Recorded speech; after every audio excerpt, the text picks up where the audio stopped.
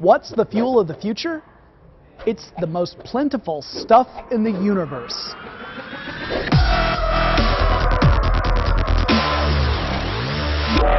Hey guys, here I am, CES 2015. I'm at the Toyota press conference and my mind has been blown once again by fuel cell vehicle technology. Now, you remember I was crazy about this stuff a year ago.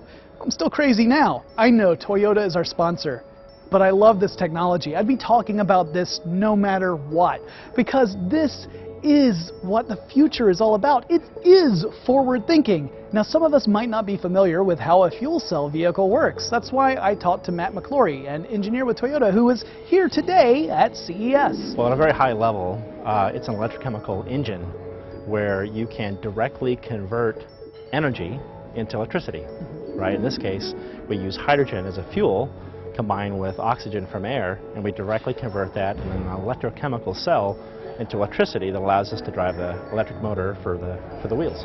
All right, now correct me if I've got this wrong, but as I recall, when you combine hydrogen and oxygen, besides the generation of electricity, you end up with water. Exactly. So the way the membrane works is that you get hydrogen from one side onto the fuel side, and that gets split up on the side of the membrane into a proton and an electron. But the membrane is an electron barrier, but a proton carrier. And so the proton can go through the membrane to the other side, but the electron has to take an external path.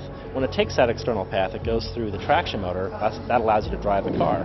When the electron comes back the other side on the air side, it combines with the proton and the oxygen from air, and it makes water. So that's it. You've got hydrogen on one side, oxygen on the other, and you end up with electricity and water vapor. No carbon emissions like gasoline or diesel-powered vehicles. That's pretty phenomenal.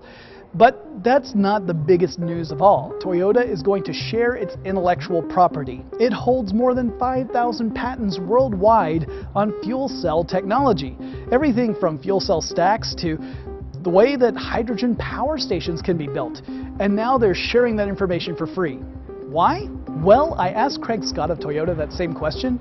He had an interesting answer.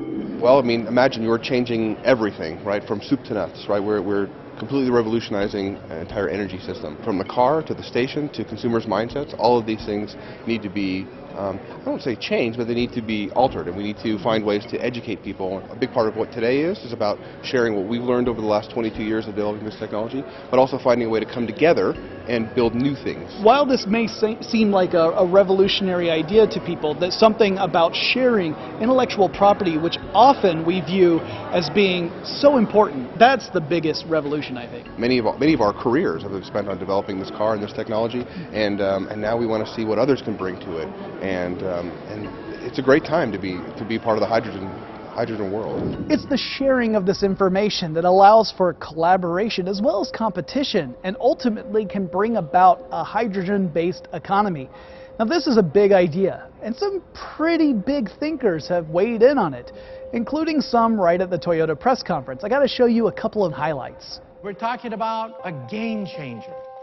Game changer that's going to change the landscape, not just of our lives, but perhaps the world of politics, the world of energy. And energy is at the very basis of all of modern society. What I'm saying today is we are present at the creation.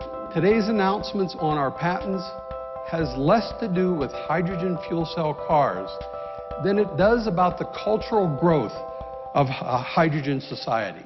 It's obvious that there can be a higher societal value in openly sharing our IP. We can speed the metabolism of everyone's research and development and move into a future of mobility quicker, more effectively, and more economically. You're talking about changing a century-old paradigm with a brand new infrastructure, a hydrogen economy. We've been talking about it since 1970, and today may be the day we point back and say, that's when it really started. I can't think of anything more forward-thinking than that. But I'm curious to hear your thoughts. What do you think about fuel cells? What do you think is the future of cars? Let me know in the comments below. If you enjoyed this video, make sure you hit like, subscribe to our channel, and then check out these other mind-blowing videos right over here.